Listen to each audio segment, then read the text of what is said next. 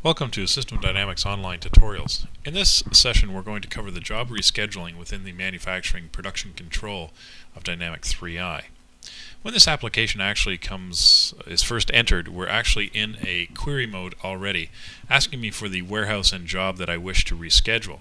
I could use a list of values here to pull up all of the valid warehouses that have jobs currently in them to be able to be rescheduled. So the list will show me just warehouses that have jobs in them. If I pick my production warehouse and I was to actually execute this, I would get all the jobs within that warehouse, and then I could actually reschedule a pick of them.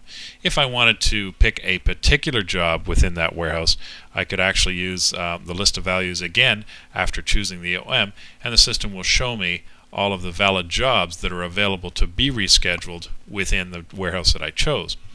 So if I wanted to say pick this job 125 and reschedule it, I can populate it into the job number and execute this query, and the pertinent information about that job will come up. The fact that it is a work order, the product, and the quantity that that work order is for. It will give me the beginning and ending date of the particular job, and this is now where I get into whether I want to split what we call split scheduling the job, or actually changing the beginning and ending date of the particular job and then sending it down a certain route.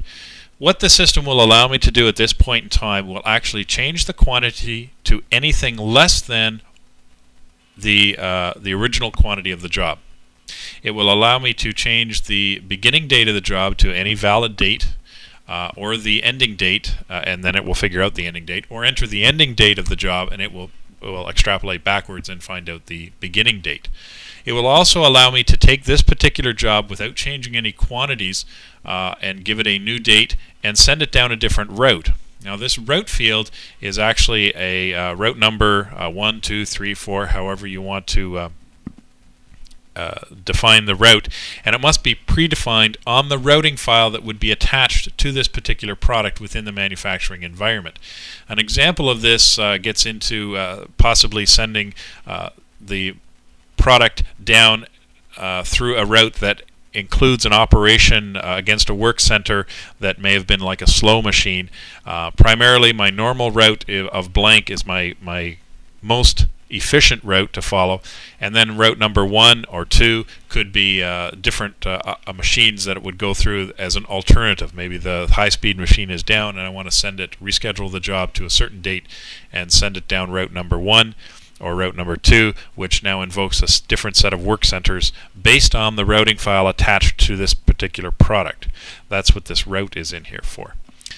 Getting into this entire job flag, what that is to do is, if I was to enter a new quantity here, say less than the 20,000, the system would mandate that I reschedule the entire job. So if there were sub-jobs underneath this job number 125 and their beginning date was the 11th of February, as soon as I change the quantity, I have to change all of the sub-jobs underneath the system in order to come up to start processing and beginning on this new date. If I don't change the quantity and I just put a new beginning date, I'm only affecting this one job. An example of this is if the sub-jobs were created to start between the 11th and go to the 14th, and then there's sub-jobs underneath here that may have started from the 1st of February and finishing on the 11th. By changing this job, I'm not affecting those sub-jobs at all. They stay the same. They will start on the 1st of February and go until the 11th. By changing the entire job, then whatever date I put here, the sub-jobs will be rescheduled in order to meet that date. So that's where the entire job is scheduled or is changed or not rescheduled or not rescheduled. If I enter a new quantity, I'm looping back. As soon as I do that, I have to have mandated to reschedule the entire job because it has to analyze all of the requirements for the new quantity that's being updated. So if we continue here on this particular one now, and we actually change the beginning date to something other than the 11th of February, we may want to push it out into the future. The system will ask me if I want to send it down a different route. I do not. I'm okay with any sub-jobs. I don't actually have any on here, so it doesn't matter whether I set this flag to entire job or not. And then I'm sitting at a position of now, do I want to invoke this or not within the system? Since I'm dealing with work orders and real-time requirements that are occurring on the system, I'm paused at this location to actually commit the transaction or not. So if I wanted to commit this and reschedule this job and push it out into the future for 4 days here, I simply save this to the database, and the system will now tell me, based on this new information, whether there's material shortage or not. So I'm given the chance now to display material shortage or print the material shortage for this new beginning date that I have against this job. And this system actually will just will display it.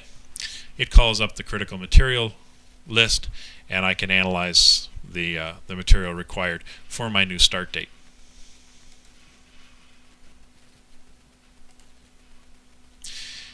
If I was to, I now have this new job in here at the 15th. If we just requery that exact same job, and I'll come down here and I'll choose 125 by simply keying it in. Notice I'm not putting any warehouse or anything. It's going to go out and pull me the proper information.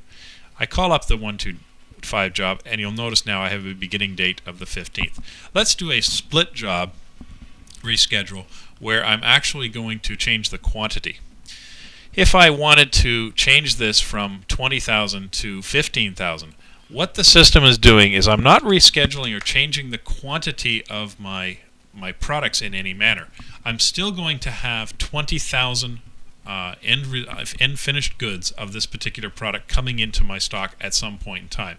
What I'm actually doing, though, is I'm splitting job 125 into two. What I expect to happen here once I enter the new date is for the 15,000 that I have entered here and changed it to, this particular job 1250 will be updated for the difference between these two values. So I will get 125 updated for a quantity of 50,000, or sorry, 20,000. I will get a quantity changed for 5,000, and then I will get a brand new job created for 15,000. So I'll get a brand new job created by the system for 15,000, and this existing job will be updated to 5,000. So I still have a 20,000 overall, but now it's split between two specific jobs. I take this new job of 15,000 and I can have it start on any date that I wish. So I could push it out to say the 20th of February for the new job, or pull it forward, doesn't matter. I will take this to the 20th of February. Again, the system comes down and asks me, do I want this job to go down a certain route or not? That's depending upon whether it's set up in the routing file maintenance. And you'll notice that the entire job is mandated to be set here, and the system does it and it holds it since I have actually changed the quantity. I come down to the continue stage where I want to invoke this into play, and I can simply execute or save this to the database, and the system will extrapolate and find out the ending date, and you'll notice the system will show me the new job number that it created. In this case, it happens to be sequential. It's the next job number, but it could be a much higher job number based on what's going on. If I look now at job at what it's telling me here, job number 126 has 15,000 is created for the new quantity, and that will now reanalyze my job 125 and show me material shortage for the 5,000 that this job now is.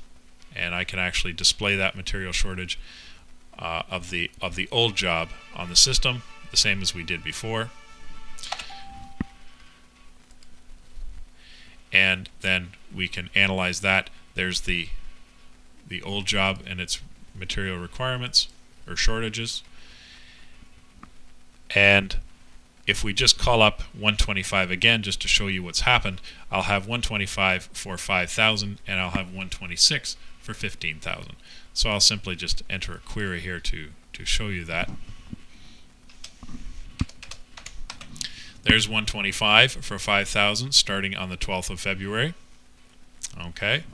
And if we query up job 126, I have 15,000 starting on the 29th or ending on the 22nd of February. And that concludes the job rescheduling.